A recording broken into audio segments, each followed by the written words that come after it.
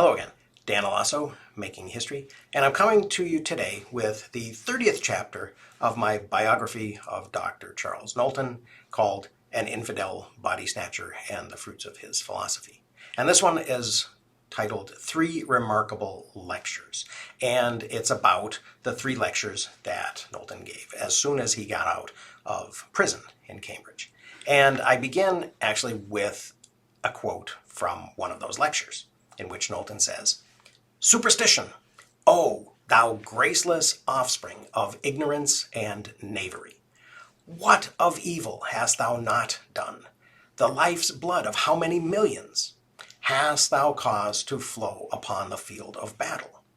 How many weeping widows, destitute orphans, and disconsolate lovers hast thou not made? The thousands thou hast consigned to the dungeon, the scaffold, the rack, the blazing faggot. Who can tell? The money, thought, and time devoted to thee, what good might they not do in a better cause?" So Charles Knowlton was released from the East Cambridge jail on March 31st, 1833. He was met at the prison gates by a small group of freethinkers and taken to Boston for a bath and a decent meal, possibly at Abner Nealon's house. Then Charles went to Julian Hall and gave two lectures, one in the afternoon and another in the evening. These had been announced in the Investigator, which said, quote, "We know not the subject, but whether it will have any relation to the doctor's late imprisonment or not, we are decidedly opposed to any and all attempts to suppress knowledge of any kind by law. If any may be suppressed, all may ultimately be suppressed, except what Mother Church will graciously permit." So the hall was probably filled with both Knowlton's supporters and with people curious to see the notorious doctor who had just been let out of jail. Charles talked for 2 hours, and Abner Nealon published the transcript of his lectures as a pamphlet titled "Two Remarkable Lectures Delivered in Boston by Dr. C. Knowlton on the day of his leaving the jail at East Cambridge, March 31st, 1833, where he had been imprisoned for publishing a book." In the first talk, Charles began with a short attack on the superstition he said was behind his recent imprisonment. Superstition, Charles said, quote, "is a belief in that of which experience gives no knowledge, and which cannot stand the test of reason and free inquiry. It was used by the powerful to control society with threats of eternal punishment and a promise of eternal bliss. But fear of damnation and faith in salvation were both illusions," Charles said. "The strong feelings religionists had about these matters didn't prove that their beliefs were true. Quote, they are only evidence that they do believe. Only inform a man that he has drawn a prize of $10,000 in such a manner that he will believe, and his feelings will be the same, whether in reality he has or not. If religion meant nothing more than morality," Charles said, "then there would be no problem.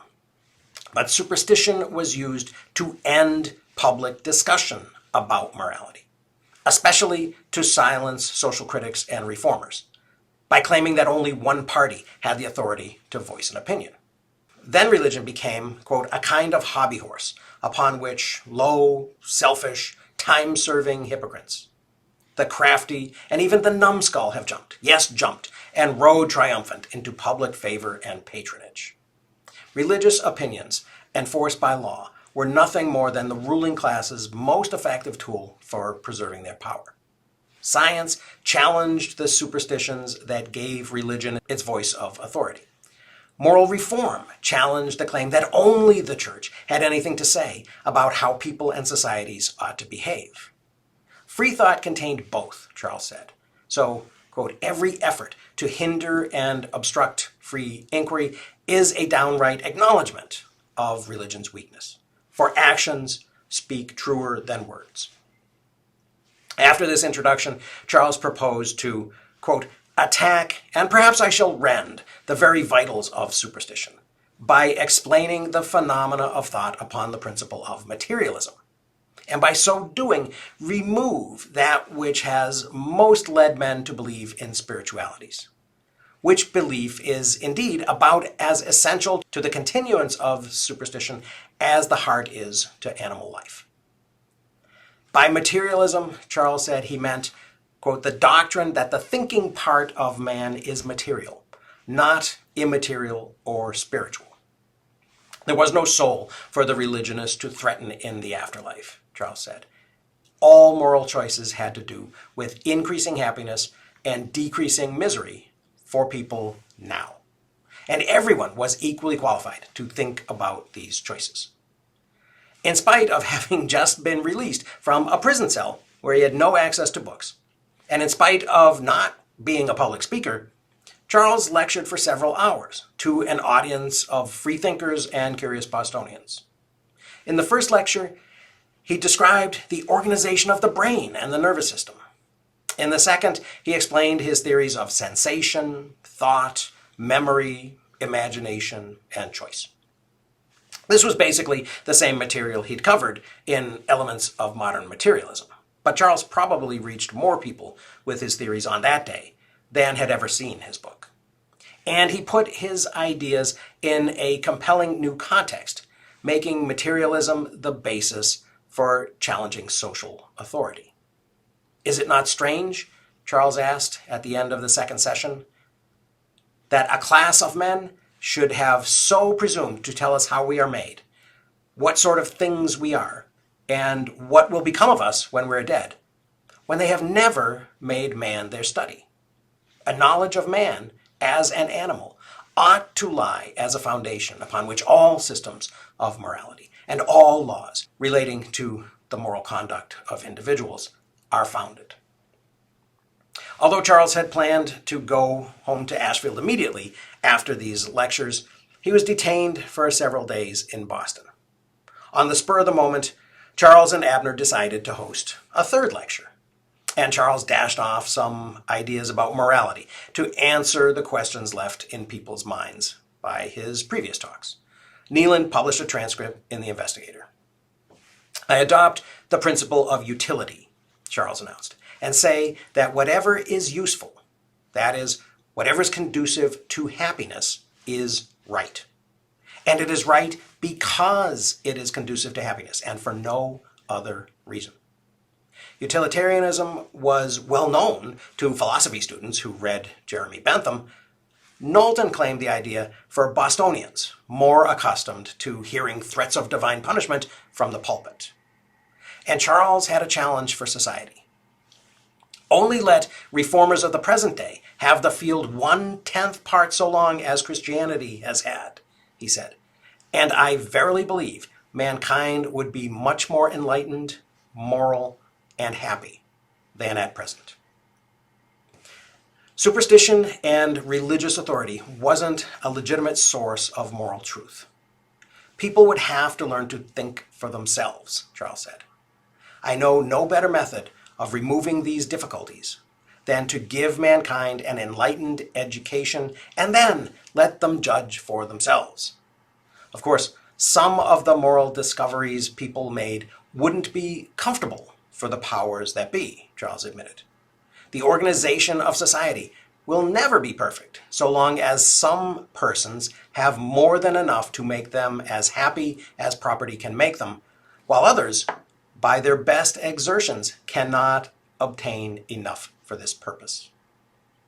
Determining right and wrong, Charles warned, was not about applying rigid principles. It was about understanding circumstances. There is nothing for the word virtue to signify, Charles said, but virtuous conduct. That is, conduct which secures or promotes your own happiness or that of others. Sin signifies nothing but sinful conduct, and sinful, wicked, evil, vicious, or bad conduct is only such as is productive of misery. For example, temperance leagues were springing up everywhere, Charles observed, but they were not really advocating temperate, that is, moderate use of alcohol. They were advocating abstinence. Now, what shall we say? Charles asked.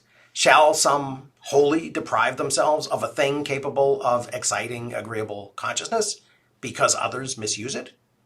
I will tell you what I say. I say every man has a natural right to make a temperate use of those things which give rise to agreeable consciousness, and that it argues much against the old order of things that the priests, who have so long had the steering of the social car, should let it get so stuck in the mud that they are now under the necessity of calling upon temperate men to relinquish a natural right, to relinquish their luxuries entirely for the good of others.